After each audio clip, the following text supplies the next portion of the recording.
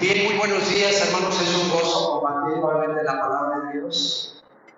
Gracias a Dios por su vida, por recibirle aquí en este lugar, donde venimos a adorarle, venimos a gozar del compañerismo uno con otros, a animarnos en la vida cristiana, a seguir adelante, recibir nuevas fuerzas del Señor y también ser alimentados de su bendita palabra. Y en esta mañana vamos a continuar con la carta de los Hebreos y estamos viendo que Jesucristo es superior a los ángeles porque es el Hijo del Hombre. Y vamos a continuar en esta mañana viendo la tercera razón por la que el autor de la carta a los Hebreos nos dice que Jesús, el Hijo de Dios, Jesucristo, el Hijo de Dios, vino a hacerse como uno de nosotros, vino a hacerse carne, vino a hacerse hombre, vino a hacerse el Hijo del Hombre. Entonces, los invito, vamos a orar, si gustan inclinar sus rostros, cerrar sus ojos y ponernos en manos del Señor para que sea el Espíritu Santo enseñándonos, iluminándonos cada uno de nosotros. Padre Santo, gracias por tenernos aquí, a cada uno de los presentes. Agradecemos esta oportunidad de estar en la casa de Dios, la iglesia que es la casa del Dios viviente, columna y baluarte de la verdad, nos dice el apóstol Pablo en su carta a Timoteo. Gracias por cada hermano, hermana aquí presente, cada joven. Señor, pedimos que seas tú, seas el Espíritu Santo obrando en cada uno de nosotros y aplicando, enseñando y abriendo tu bendita palabra para nosotros en esta mañana, y queremos saber tu voluntad para nuestras vidas en esta porción de la Escritura, esta porción de la carta de los Hebreos. Señor, ayúdanos a contemplar con nuestros ojos espirituales y con todo nuestro ser a tu maravilloso Hijo Jesucristo, el Hijo de Dios, que se hizo hombre, se hizo como uno de nosotros, Señor. Gracias. Y todo esto lo pedimos y lo agradecemos en el precioso nombre de Jesucristo. Amén. Amén. Bien, vamos a leer Hebreos 2, versículos 17 y 18. Ya es la última porción de este pasaje de Hebreos 2, del 5 al 18, en donde estamos viendo la superioridad de Jesucristo sobre los ángeles, porque Él es el Hijo del Hombre. Y dice así la palabra de Dios. Versículo 17. Por lo cual debía ser en todo semejante a sus hermanos, para venir a ser misericordioso y fiel sumo sacerdote en lo que a Dios se refiere, para expiar los pecados del pueblo. Pues en cuanto Él mismo padeció, siendo tentado, es poderoso para socorrer a los que son tentados. Amén. El autor de la carta a los Hebreos le expone a los creyentes que habían dejado el judaísmo que en la realidad el poner su fe únicamente en Jesucristo estaban ganando a aquel que es superior a los ángeles por partida doble. ¿Por qué? Él es superior a los ángeles como el Hijo de Dios, ya lo vimos en Hebreos 1, del 4 al 14, pero también Él es superior a los ángeles porque Él es el Hijo del Hombre, y lo hemos estado viendo en Hebreos 2, del 5 al 18. Recordemos que la superioridad de Cristo sobre los ángeles es de dos formas: en forma inherente, por ser quien es, y en forma adquirida, por lo que hizo Cristo Jesús.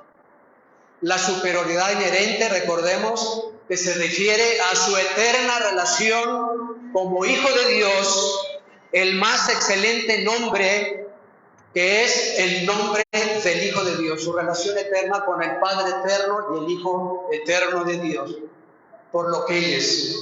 Pero la superioridad adquirida, es decir, la otra parte de su persona como hombre, lo que Él hizo, viene a consecuencia, hermanos, de lo que Él hizo. ¿Qué hizo Jesús? Bueno, Él vivió una vida sin pecado, murió en la cruz, fue sepultado y resucitó al tercer día. Y Él subió a los cielos y está actualmente a la diestra del Padre. Entonces hizo una obra de redención maravillosa. En estos últimos domingos hemos estado considerando el segundo argumento: Jesucristo es superior a los ángeles por cuanto es el Hijo del Hombre. Y este segundo argumento viene ante unas posibles preguntas que se pudieran hacer los destinatarios de esta carta. Ya lo vimos. Dos posibles preguntas que se hacían ellos. Si Jesús es el Hijo de Dios, ¿cómo puede ser mejor que los ángeles si tuvo un cuerpo humano?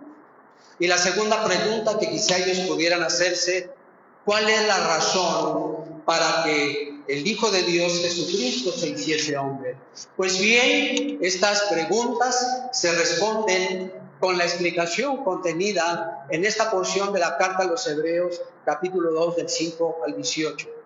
Este pasaje en Hebreos nos da una explicación de por qué Jesús se hizo carne. Y con este segundo argumento, el autor de la carta a los Hebreos nos da tres razones principales por las que Jesús hizo carne. Recuerden, la número 1, para ser el postrer Adán. La número 2, para derrotar al diablo. La número 3, para llegar a ser misericordioso y fiel sumo sacerdote. Ya vimos en Hebreos 2, del 5 al 16, las primeras dos razones: para ser el postrer Adán, y número 2, para derrotar al diablo. Vamos a considerar en esta mañana, en este domingo, la tercera razón por la que Jesucristo se hizo carne, por la que Jesucristo se hizo el Hijo del Hombre. La número 3, ¿por qué razón? Para llegar a ser misericordioso y fiel sumo sacerdote. Y eso lo vemos aquí en los versículos que acabamos de leer. Vamos a leer nuevamente el versículo 17. Hebreos 2:17. Dice: por lo cual debía ser en todo semejante a sus hermanos, para venir a ser misericordioso y fiel sumo sacerdote en lo que a Dios se refiere, para expiar los pecados del pueblo. Entonces, la tercera razón por la que Jesucristo tomó un cuerpo humano, por la que se hizo carne, es para ser constituido misericordioso y fiel sumo sacerdote. Y vamos a considerar la primera parte del versículo 17. Dice: por lo cual debía ser en todo semejante a sus hermanos. Jesucristo, el Hijo de Dios, para venir a ser un fiel y misericordioso sumo sacerdote, tuvo que hacerse semejante a nosotros. Dios, en la persona de su Hijo, al tomar nuestra naturaleza humana sobre sí mismo, se quiso identificar contigo, conmigo, se quiso identificar con la raza humana. El Dios viviente, el único Dios verdadero, el Dios de la Biblia, es un Dios, aunque es todopoderoso y trascendente, es un Dios personal y es un Dios interesado en el ser humano. ¡Qué maravilloso! Tú puedes ver una serie de dioses que el hombre adora con diferentes cualidades y características, y la mayoría de esos dioses son dioses lejanos, aparte. Pero el Dios viviente, el único Dios verdadero, el Padre del Señor Jesucristo, escogió enviar a su Hijo y hacerse como uno de nosotros. Vino a identificarse contigo en tu humanidad. Nos damos cuenta del valor que tenemos para Dios, que el Hijo de Dios mismo vino a hacerse semejante a sus hermanos. ¡Qué maravilloso! El Hijo de Dios asumió una humanidad verdadera. y perfecta. De hecho, mis queridos hermanos, la primera carta del apóstol San Juan trata con este tema, porque en el tiempo de Juan los gnósticos habían permeado la iglesia de esos años diciendo que Jesús no había venido en carne, que era una apariencia nada más. Y Juan les advierte que aquel que no confiesa que Jesucristo ha venido en carne no es de Dios. Pero todo aquel que confiesa que Jesucristo ha venido en carne es de Dios. Entonces Jesús asumió toda nuestra naturaleza humana. Pero la naturaleza humana de Jesús fue perfecta. Él fue verdadero hombre, no fue una apariencia. Fue verdadero hombre y fue perfecto. Jesús se quiso sujetar a todas las implicaciones y vicisitudes de una vida de un ser humano, como tú y como yo, con todos nuestros afectos, emociones, pensamientos, deseos, sentimientos. Él fue un hombre como tú y como yo, fue un hombre perfecto, excepto que Jesús era sin pecado. Eso es importante aclarar. Jesús fue sin pecado, fue concebido sin pecado, vivió una vida sin pecado y nunca pecó. Él es el hombre perfecto. Es el hombre que anhela el ser humano, la humanidad perfecta. Él es el hombre ideal. De hecho, Él es el modelo de la humanidad. El plan de Dios es que los hijos de Dios lleguemos a conformarnos a la imagen de Jesús, al carácter de Jesús.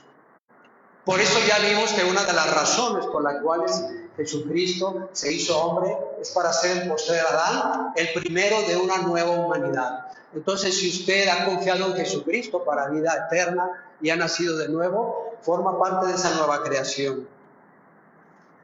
Por esta razón, a Jesús, en el libro de Ageo, del profeta Ageo, capítulo 2, versículo 7, se le llama el deseado de todas las naciones. Mis hermanos, el hombre, la humanidad, no se va a reformar, no se va a arreglar mediante la política, mediante la moralidad, la ética, los estudios.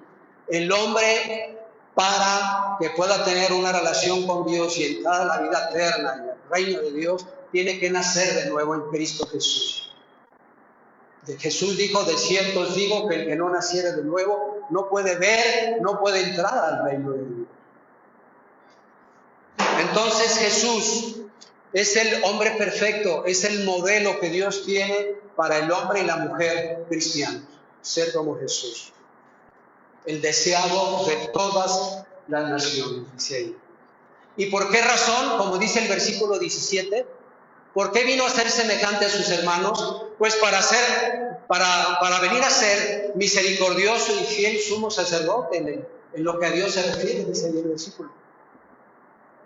Por su humanidad perfecta, Jesús pudo venir a ser misericordioso y fiel sumo sacerdote. Y luego dice el versículo, en lo que a Dios se refiere. Y vino a ser misericordioso no para con Dios, ¿para quién? Para con nosotros, hermanos.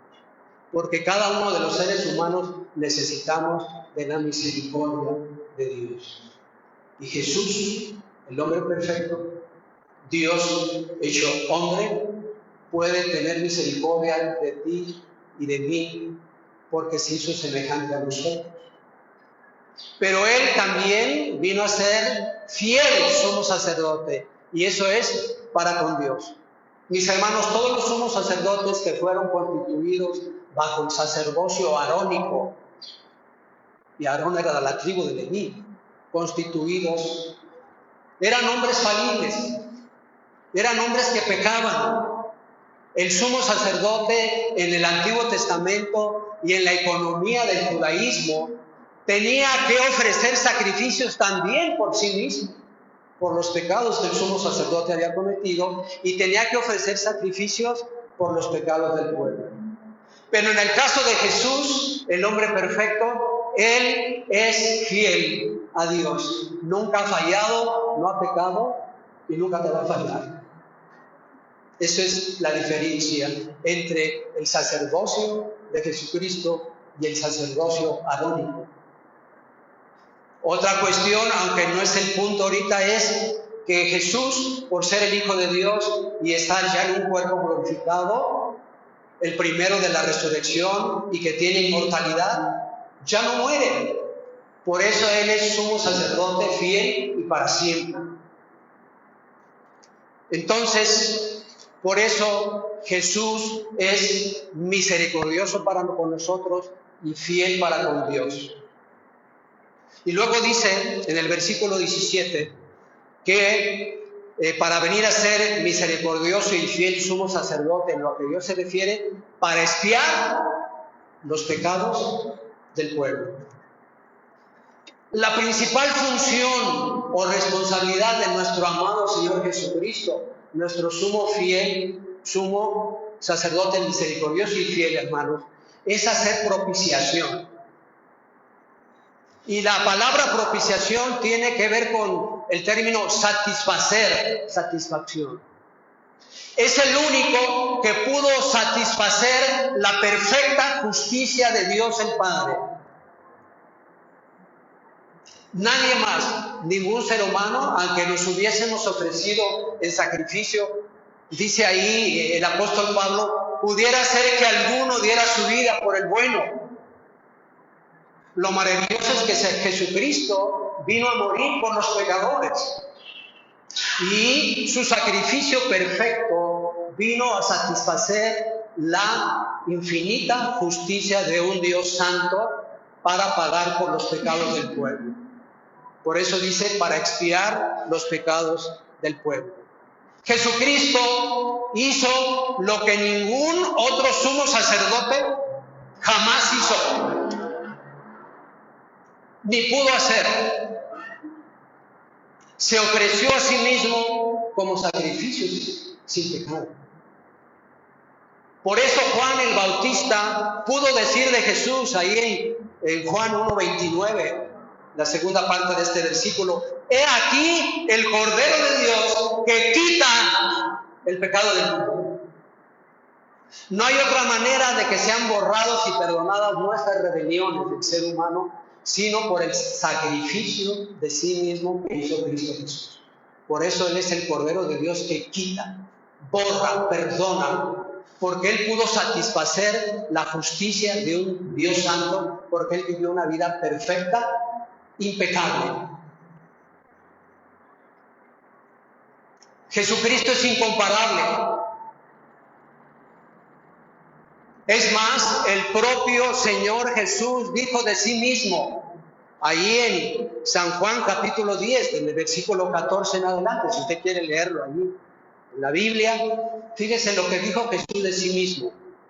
Yo soy el buen pastor y conozco mis ovejas y las mías me conocen.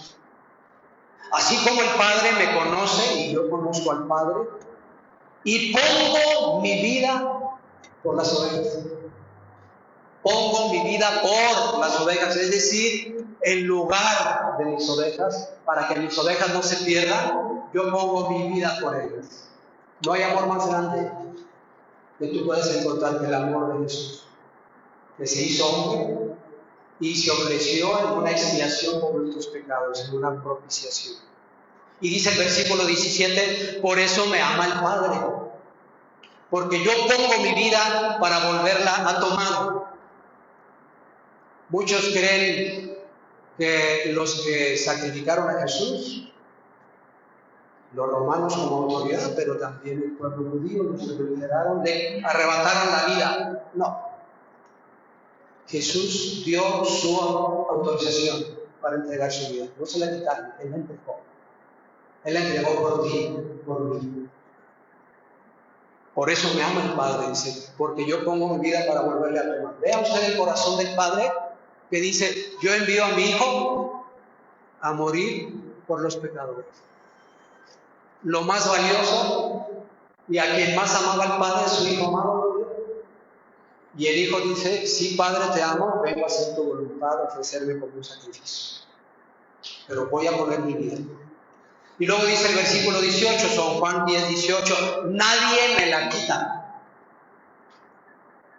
De hecho, en una ocasión, cuando fueron a arrestarlo ahí, en el huerto de Getsemaní, él le recrimina a sus discípulos, porque uno de ellos quería tomar una espada y salvar a Jesús del arresto, y le dice, ¿no crees que yo puedo pedir una legión de ángeles a mi Padre?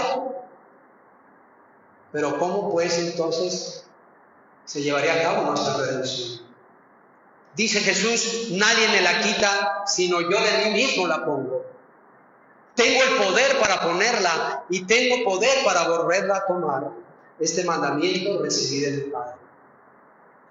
¿Por qué se hizo el Hijo de Dios, Jesucristo, como uno de nosotros, se hizo hombre? Para expiar los pecados nuestros. Si no, no hubiera sido posible la redención. El propio Jesús oró al Padre, Padre, de ser posible, aparte de mí esta copa, pero no se haga mi voluntad, sino la tuya. Y el Padre, escuchando su temor rebelde, fortaleció a Jesús para que fuera al Calvario a morir por ti y por mí. Jesús murió, hermanos, de buena voluntad. De su voluntad entregó su vida. Murió en tu lugar de buena voluntad. No lo hizo renegando, no lo hizo porque tenía que hacerlo, porque tenía que obedecer al Padre, por supuesto, obedeció al Padre, pero se entregó por ti y por mí de buena voluntad. Murió en tu lugar, murió en tu lugar. Luego el versículo 18, Hebreos 2:18 nos dice, pues en cuanto él mismo padeció siendo tentado, es poderoso para socorrer a los que son tentados. ¿Quiénes son esos los que son tentados? Pues todos nosotros. Todos nosotros, todo el género humano. Somos débiles a la tentación, somos tentados a pecar. La tentación no es pecado, hermano. Cuando caemos en tentación, entonces sí hay el pecado, pero la tentación no es pecado. Bienvenidos, qué gusto de tenerles, pasen con toda confianza. Tomen lugar. Entonces dice el versículo 18, pues en cuanto él mismo padeció siendo tentado, es poderoso para socorrer a los que son tentados. Te pregunto, hermano, ¿tú eres tentado? ¿Todos los días o ciertos días de la semana? ¿Todas las horas o hay horas en que siguen? 24 horas, 7 veces de la semana somos tentados a pecar.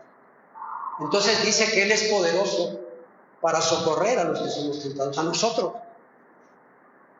porque Él mismo padeció. Entonces, otra bendición que tenemos en Jesucristo, nuestro sumo sacerdote, es ayuda para los que son tentados. Dios sabe que sus hijos necesitan y necesitarían un sacerdote compasivo que nos ayudara en nuestras debilidades. Dios el Padre permitió que su Hijo sufriera y a través de este sufrimiento Dios equipó, preparó a su amado Hijo para su ministerio sacerdotal. Entonces tenemos un sumo sacerdote que dijimos misericordioso.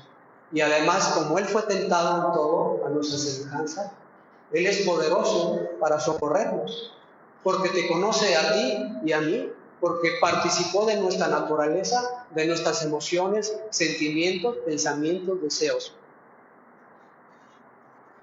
Entonces nos dice que Él padeció siendo tentado. Dios permitió que su Hijo sufriera, y para que a través del sufrimiento Él equiparlo. Vamos a ver aquí mismo en Hebreos 2:10, por favor. Vamos a retroceder un poquito a ver lo que nos dice la palabra de Dios. Si alguien quisiera leerlo y me ayuda, se lo agradezco. Póngase de pie y léalo con voz fuerte y clara. Gracias, hermano. Porque convenía a aquel por cuya causa son todas las cosas y por quien todas las cosas subsisten, que habiendo de llevar muchos hijos a la gloria, perfeccionarse por aflicciones al autor de la salvación de ellos. Amén. Hermanos, no es que Cristo necesitara perfeccionamiento, pues Él es Dios.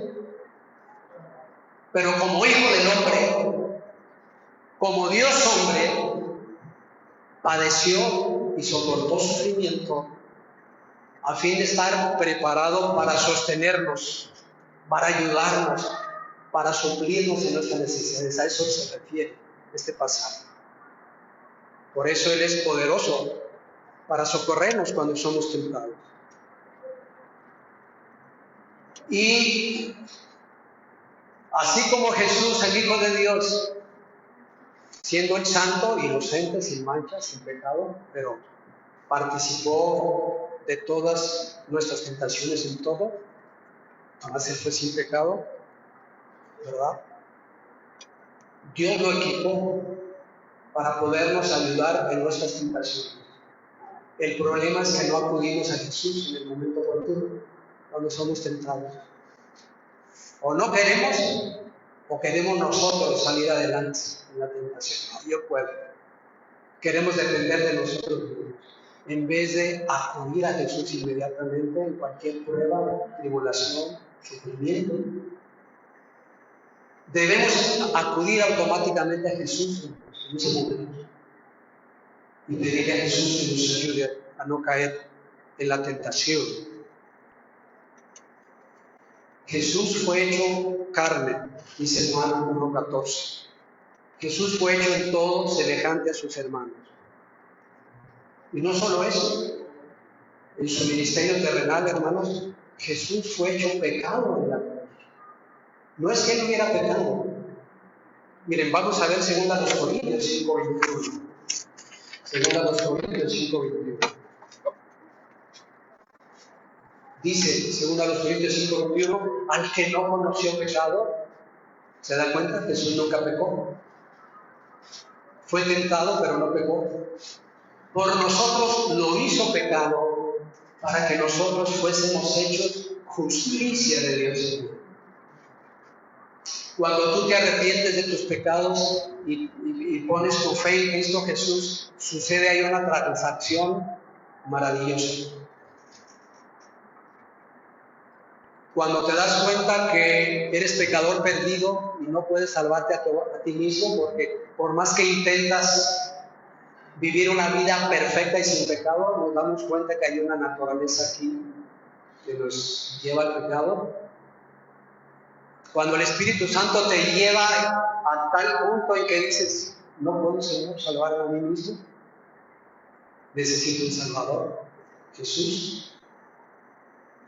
Y cuando te dices, Padre, perdóname, soy pecador, estoy perdido, creo que Jesús murió por mí. Señor Jesús, perdóname, dame el don de vida eterna, Señor. ¿Qué ocurre? Tus pecados son perdonados por la sangre derramada de Cristo. Fueron cargados en Él hace más de 2000 años en el Calvario. Pero no solamente eso queda ahí. La perfecta justicia de Cristo te es imputada o puesta en tu cuenta. Es decir, a los redimidos por la sangre de Cristo, el Padre nos ve justos y perfectos como lo fue Jesús. Esa es la justificación. Y de manera que ahora que has recibido perdón de pecados y vida eterna en Cristo, ahora Dios quiere que camines en santidad. Porque ahora eres justificado y santificado por Cristo Jesús. Por eso dice aquí que al que no conoció pecado, por nosotros lo hizo pecado, para que nosotros fuésemos hechos justicia de Dios en Él. Entonces Jesús puede ayudarnos a pasar por las tentaciones porque Él mismo ha estado ahí, hermano. Él te comprende, toda tentación sufrió, pero Él no pecó. Pero sí es importante aclarar, hermanos, que Jesús fue tentado en todo desde afuera, pero jamás desde adentro. ¿Sí, hermanos? Es importante que tengan. ¿Qué significa esto? Satanás se le apareció y trató de hacerle pecar por medio de las tentaciones externas. En la tentación en el desierto, a través de 3 áreas lo quiso tentar a Jesús. Ustedes ya conocen ese pasaje de la tentación de Satanás a Jesús. Pero dice que lo dejó por un tiempo, pero Satanás constantemente en su ministerio lo estuvo tentando a pecar, a desistir, pero Jesús siempre fue obediente. Entonces, la tentación a pecar que sufrió Jesús fue algo externo, no interno, porque Jesús no tenía una naturaleza pecadora, no tenía una concupiscencia, una naturaleza caída. Él era santo y sin pecado. Jesús nunca fue tentado a pecar por concupiscencia o pasiones interiores, porque Él nació sin pecado y nunca pecó. A nosotros sí nos cuesta resistir la tentación, pero a Jesús le dolió ser tentado. Imagínese usted cómo es Satanás, que tuvo el descaro de tentar al propio Hijo de Dios y decirle: si postrado me adorares, te daré todos estos reinos. Imagínese cómo es Satanás, que al propio Hijo de Dios, Jesús, lo tentó a pecar. Entonces debemos de acudir a aquel que es poderoso para socorrernos cuando somos tentados. Y ahora Jesucristo es el Hijo del Hombre, es nuestro sumo sacerdote, misericordioso con nosotros, fiel para con el Padre, y puedes confiar y depender totalmente de Él. Amén. Puedes confiar en Él. Entonces, ¿qué conclusión tenemos para esta bendición de que Jesús se hizo carne, se hizo como uno de nosotros, para venir a ser sumo y misericordioso, sumo sacerdote misericordioso y fiel para con nosotros? Es muy común, hermanos, que muchos hombres, mujeres, jóvenes, jovencitas, adultos, tengan temor de venir a Cristo en arrepentimiento y fe. ¿Y saben por qué? Porque se saben débiles. Y muchas veces tienen el temor de fallarle a Cristo, pero porque están confiando en sus propias fuerzas. Creen que al venir a Cristo y recibir perdón de pecados, pues ya Él nos va a dejar por nuestra cuenta, ya te perdonó los pecados, pero de aquí en adelante arréglatelas como puedas. No es así. Si tú piensas así, si tú te sientes así, por favor, no te preocupes. Jesús te entiende, Jesús te comprende.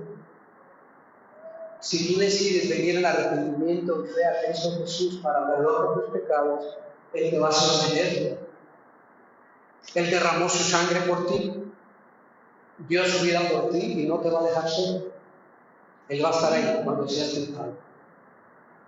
El sacrificio de Jesús, el Cordero de Dios, fue suficiente, oílo bien, para pagar por todos tus pecados pasados, presentes y futuros. ¡Wow! ¿Cómo es eso? Pues, ¿cuándo murió Cristo? Hace más de 2000 años.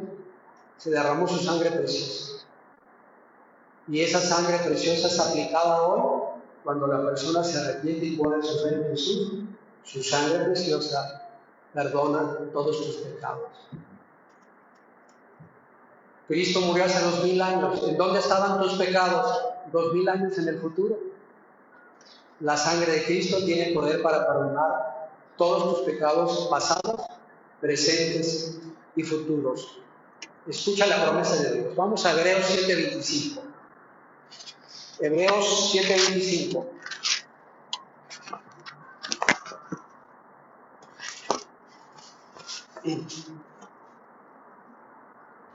Ojalá que lo aprendan, o lo aprendamos de memoria este pasaje, es una promesa maravillosa. Dice Hebreos 7:25, por lo cual puede también salvar perpetuamente. ¿Qué es salvar perpetuamente? Para la eternidad. Salvarte permanentemente para la eternidad. Él no nada más te salva al momento de que confiesas a Cristo Jesús, te salva para la eternidad. Porque su sacrificio fue perfecto y porque Él es poderoso Salvador.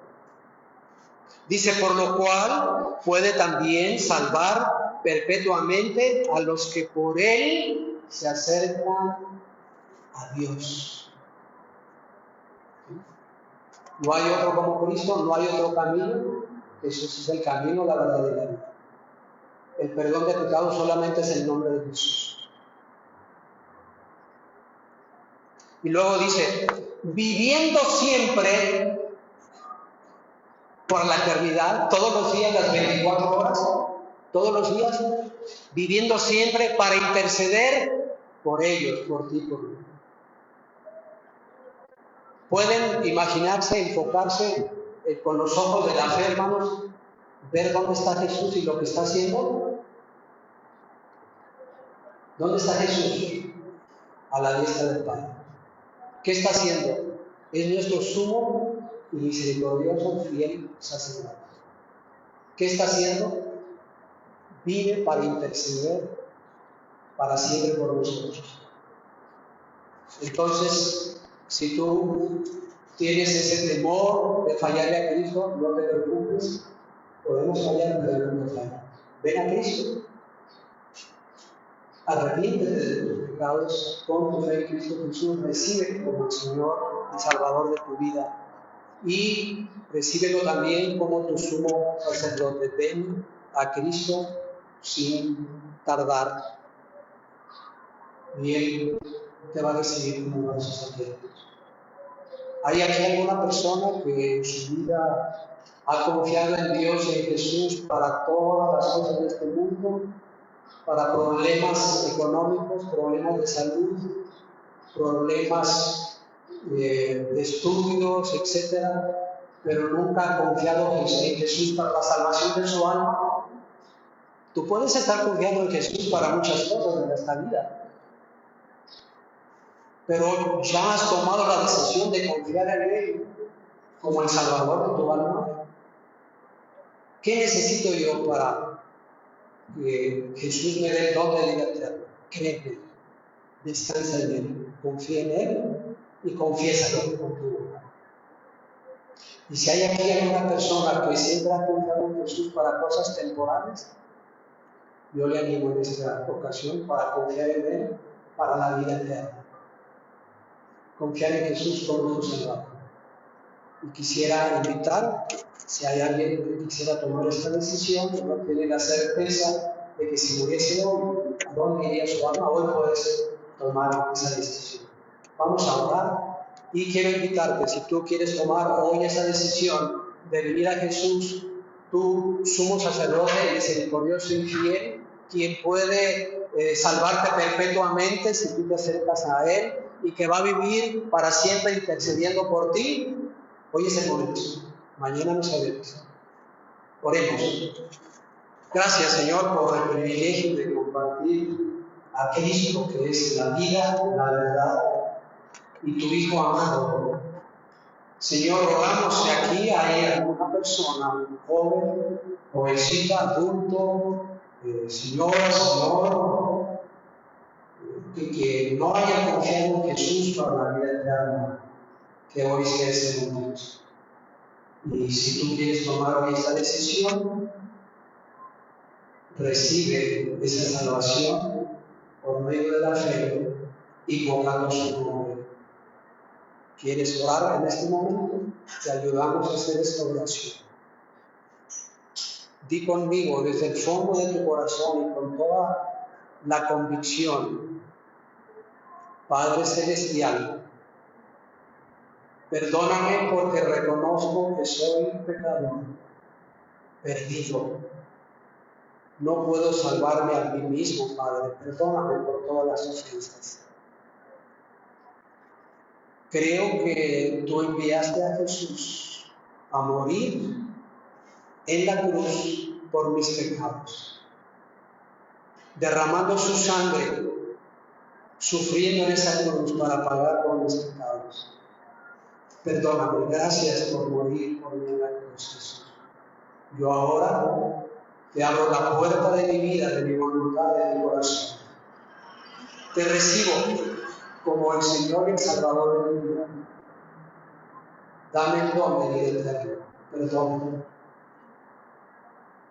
Ayúdame a vivir una vida que te agrade a ti. Lo pido en el nombre de Jesús. Amén. Amén. Si aquí alguno de ustedes tomó esa decisión, amén. Gloria a Dios. Pedimos que el Espíritu Santo te dé convicción, te dé fe para confiar plenamente en Cristo para la vida eterna. Entonces, 3 razones por las cuales Jesús hizo carne: para ser el postrer Adán, para deshacer las obras del diablo, y número 3, para venir a ser sumo sacerdote misericordioso y fiel. Gloria a Cristo. Dios les bendiga. Amén.